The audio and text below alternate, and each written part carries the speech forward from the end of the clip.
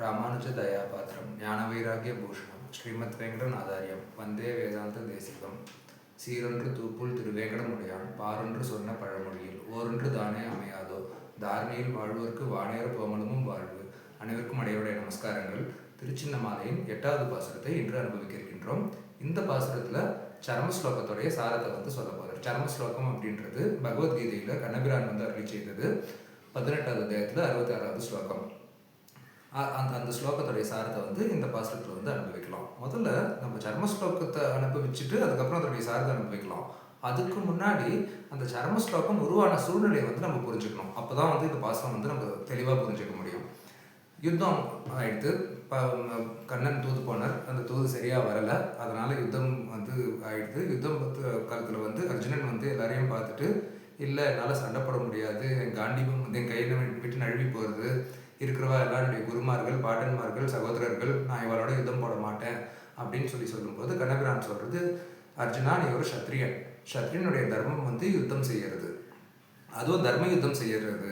உன் கடமையிலேருந்து நீ தவறக்கூடாது அப்படின்றத சொல்கிறது. அந்த கடமையை செய்தாக்க ஸ்லோவாக அந்த கர்மயோகம் ஞான யோகமாகும். அந்த ஞான யோகம் பக்தி யோகமாகும்.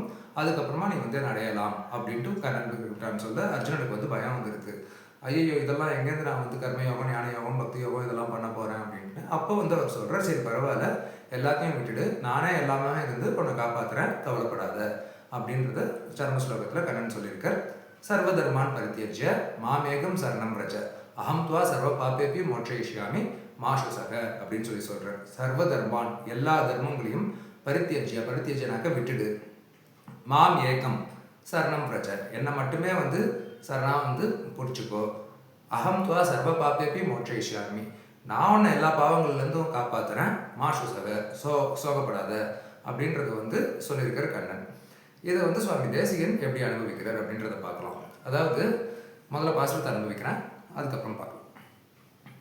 தர்மன் விட தாம் தூது போனார் வந்தார், தரணி பொறா தின்பாரம் தவிர்ப்பார் வந்தார், அருமறையின் பொருளனைத்தும் விரித்தார் வந்தார், அஞ்சரணி என்னையடை என்றார் வந்தார், தர்மமெல்லாம் தாமாகி நிற்பார் வந்தார், தாமே நம் வினையனைத்தும் தவிர்ப்பார் வந்தார், பரமெனது நீ புலம்பேல் என்றார் வந்தார், பார்த்தனுக்கு தேரூர்ந்தார் வந்தார் தாமே. அதாவது இப்போ ஒருத்தரை போய் நம்ம சரணாகதி பண்ணுறோம் அப்படின்னாக்க அவர்கிட்ட 2 விஷயம் இருக்கணும். ஒன்று கருணை இருக்கணும், இன்னொன்று சக்தி இருக்கணும். இப்போது நம்ம ஒருத்தர்கிட்ட போய் சரணாகதி பண்ணுறோம், அவருக்கு கருணை இருக்குது ஆனால் சக்தி இல்லை அப்படின்னாக்க பிரயோஜனம் இல்லை, இல்லை சக்தி இருக்கு ஆனால் கருணை இல்லை அப்படின்னாக்க பிரயோஜனம் இல்லை. இதுக்கு ஆச்சாரியர்கள் 2 திருஷ்டாந்தம் சொல்லுவா. ஜனமே ஜெயன் பரீட்சித்துடைய பையன் ஒரு சர்ப்பயாகம் ஒன்று செய்கிறார். என்ன அப்படின்னாக்கா அப்பா ஒரு பாம்பு தீண்டி அவர் உயிர் இழந்துடுறார். ஸோ அதனால் உலகத்தில் பாம்பே இருக்கக்கூடாது அப்படின்றதுக்காக ஒரு சர்ப்பயோகம் பண்ணுறச்ச தக்ஷகன் அப்படின்ற ஒரு பாம்பு இந்திரன் கிட்ட போய் சரணாகதி பண்ணுறது. இந்திரன் சரி நான் அவனை காப்பாற்றுறேன் அப்படின்னு சொல்லி இந்திரன் கிட்ட கருணை இருந்தது. ஸோ அப்புறமா யாகம் நடக்கிறச்ச எங்கே அந்த தக்ஷகன் பாம்பை காணும் அப்படின் போது இவளுக்கு தெரிஞ்சிருது இந்திரன் கிட்ட இருக்குது அப்படின்ட்டுன்னு. ஆனால் அந்த மந்திர சக்தி என்ன ஆச்சுனாக்க இந்திரனையும் சேர்த்து இழுத்துன்னு வருது. அதாவது பாருங்கள், இந்திரன் பாம்பை காப்பாற்ற போய் இந்திரனும் சேர்த்து விடுறாம எடுத்து அந்த யாகத்தில். அதனால இந்திரன் விட்டுடுறோம். அப்போ என்ன, கருணை இருந்தது, சக்தி இல்லை. சரி, இப்போ சக்தி இருக்குது, கருணை இல்லை அப்படின்னாக்க சுக்ரீவன் வாலிக்கிட்ட சரணாகதி பண்ணுறச்ச வாலிக்கிட்ட சக்தி இருக்குது ஆனால் கருணையே இல்லை, ஓட விட்டு அடித்தான். ஆனால் பெருமாள் கிட்ட தான் கருணையும் இருக்குது, சக்தியும் இருக்குது.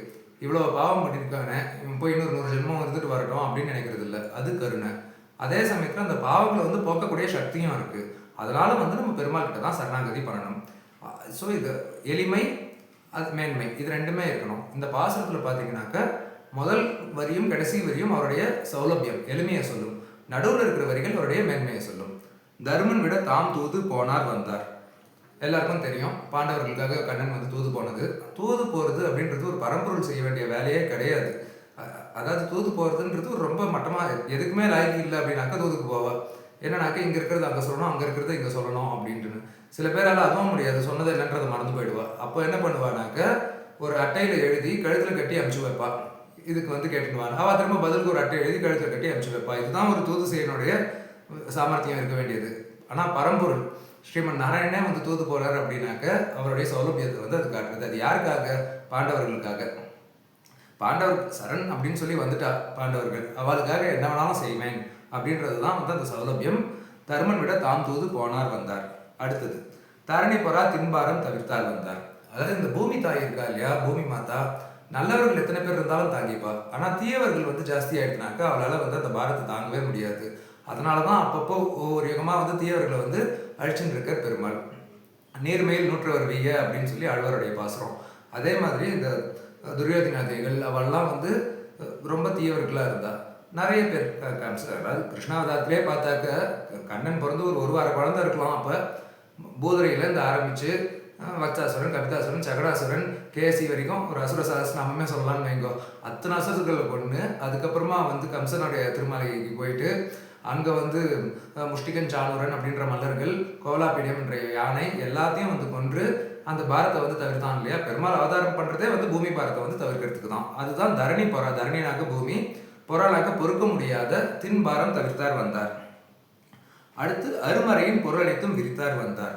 மறையுடைய பொருள் அப்படின்றது என்னன்னாக்க வேதம். அருமறைனாக்க அருமையான, மறைனாக்க வேதம். அந்த அருமையான வேதத்துடைய பொருள் அனைத்தும் வந்து பகவத்கீதை என்ற ஒரு அற்புத நூலில் வந்து சொன்னார். இது நம்ம வேதத்தை படித்து தெரிஞ்சுக்கணும் அப்படின்றது கஷ்டம், கீதையை படித்து தெரிஞ்சுக்கிறதும் கஷ்டம். அதுக்காக தான் சுவாமி தேசிகன் போன்ற மகான்கள் வந்து அந்த சாரத்துலேயும் சாரமான சர்ம ஸ்லோகத்தை புரிகிற போல அழகான எளிய தமிழ் பாசுரங்களாக வந்து நம்ம கொடுத்துருக்கார். அந்த கீதையை வந்து ஃபுல்லாகவே வந்து விரித்து உரைத்தார் இல்லையா, அதை தான் வந்து சொல்கிறார். அருமறையின் பொருள் அனைத்தும் விரித்தார் வந்தார். அடுத்தது அஞ்சின நீ என்னை அடை என்றார் வந்தார். பயந்து போயிருக்க நீ வந்து என்ன அஞ்சின நீ என்னை அடை என்றார் வந்தார். நீ பயந்து போயிருக்க வந்து என்னை அடை அப்படின்ட்டு. உபனிஷத்துல சம்சாரத்துக்கே வந்து பயம் அப்படின்ற ஒரு பெயர் இருக்கு. எங்க பார்த்தாலும் பயம். ஏன்னா வாழ்க்கை முடிஞ்சதுக்கு அப்புறமா வந்து நரகம், திரும்ப வந்து கர்ப்பவாசம், இதுவே ஒரு பயம். சரி, அதெல்லாம் அப்புறம் தானே, இப்போவாது நிம்மதியா இருக்கலாமானாக்க இல்லை, சம்சாரத்திலேயே எங்க பார்த்தாலும் பயமா இருக்கு. அதை வந்து நீ பயந்து போயிருக்கிற, நீ பயப்படாத, என்னை வந்து அட அப்படின்றத சொல்லியிருக்காரு. அது அடுத்தது தர்மம் எல்லாம் தாமாகி நிற்பார் வந்தார். இப்போ அஞ்சனி என்ன அடை அப்படின்றது வந்து மாசுசக அப்படின்றது வந்து எடுத்துக்கலாம். நம்ம பயப்படாத அப்படின்றது, சோகப்படாத, பயப்படாத அப்படின்றதுக்கு அது கீழையும் வந்து திரும்ப சொல்றாரு. தர்மம் எல்லாம் தாமாகி நிற்பார் வந்தார். அவர் தான் தர்மமே. அதாவது ராமனுக்கும் கண்ணனுக்கும் ஒரு வித்தியாசம் நீங்க பாத்தீங்கன்னாக்க, ராமன் தர்ம வழியில தான் நடப்பார், உண்மைதான் பேசுவார், அப்படிதான் இருப்பார், எப்படி இருக்கணுமோ அப்படிதான் இருப்பார், சாஸ்திரத்துல என்ன சொல்லியிருக்கோ அப்படிதான் இருப்பார். கண்ணனுக்கு அது கிடையாது, என்ன வேணாலும் செய்யலாம். ஆனா கண்ணன் செய்யறது எல்லாமே தர்மமா இருக்கும். கண்ணனே வந்து தர்மம்.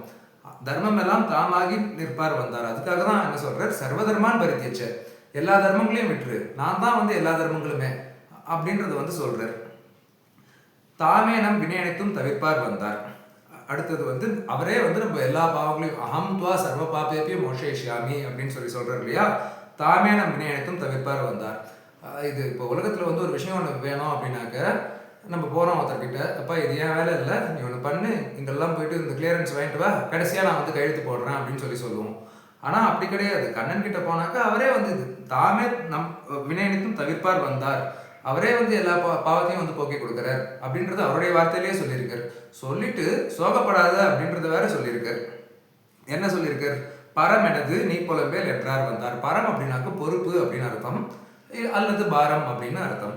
பரம் எனது நீ புலம்பேல் என்றால் வந்தார். நீ எதுக்கு புலம்பாத, அந்த உன்னை வந்து ரட்சிக்க வேண்டிய பொறுப்பு எந்து, நீ புலம்பாத அப்படின்றத வந்து சொல்லியிருக்கார். அகம்துவா சர்வ பேபி மோட்சயிஷ்யாமின்னு சொல்லிட்டு மாசுசக அப்படின்னு சொல்லியிருக்கார்.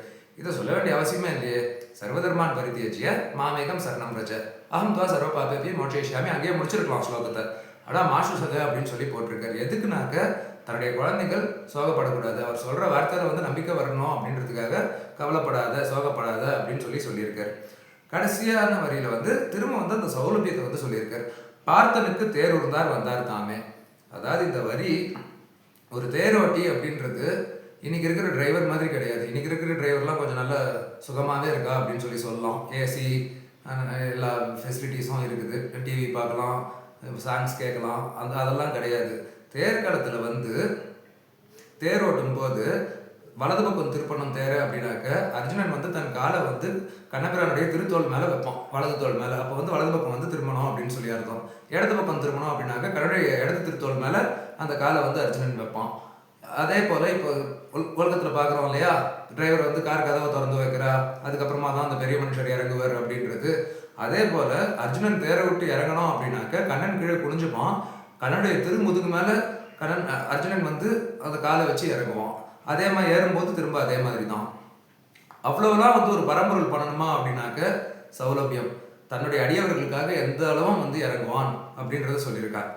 இதுதான் வந்து இந்த பாசுரத்துடைய சர்மஸ்லோகத்துடைய சாரமான பொருள். சர்மஸ்லோகத்தையும் விண்ணப்பிச்சேன். ஏன்னா சர்மஸ்லோகத்தை வந்து சொல்றதுல எந்த இதுவும் இல்லை, ரெஸ்ட்ரிக்ஷனும் இல்லை. மந்திரத்தை தான் சொல்லக்கூடாது. அதனால ஸ்லோகத்தையும் சொன்னேன், அதை தேசிகன் எப்படி அனுபவிச்சிருக்கார் அப்படின்றதையும் சொன்னேன். இப்போ வந்து நமக்கு ஒரு சந்தேகம் வந்தது. நம்ம கேட்டோம் சுவாமி தேசிகன் கிட்ட, சரி அவர் சொல்லியிருக்கார் சர்வ பாபேபி மோட்சேஷியாமின்ட்டுன்னு, ஏதோ 1-2 பாவனாக்கஸ் பண்ணுவார், நான் என்கிட்ட பல மூட்டை இருக்கு, அதெல்லாம் வந்து ஒழிப்பறா அப்படின்னு சொல்லி நம்ம கேட்டோம். அதுக்கு விடையே வந்து அடுத்த பாசுரத்தில் சொல்றார் சுவாமி தேசிகன். அதை நாளை நம்ம அனுபவிக்கலாம். இப்போ பாசுரத்தை இன்னொரு வாட்டி அனுபவிக்கலாம். தருமன் விட தாம் தூது போனார் வந்தார், தரணிபுரா தின்பாரம் தவிர்ப்பார் வந்தார், அருமறையின் பொருளனைத்தும் விரித்தார் வந்தார், அஞ்சினி என்னையடை என்றார் வந்தார், தர்மமெல்லாம் தாமாகி நிற்பார் வந்தார், தாமேனம் வினையனைத்தும் தவிர்ப்பார் வந்தார், பரமெனது நீ புலம்பேல் என்றார் வந்தார், பார்த்தனுக்கு தேரூர்ந்தார் வந்தார் தாமே. நன்றி, வணக்கம். சுவாமி தேசிகன் திருவடிகளே சரணம்.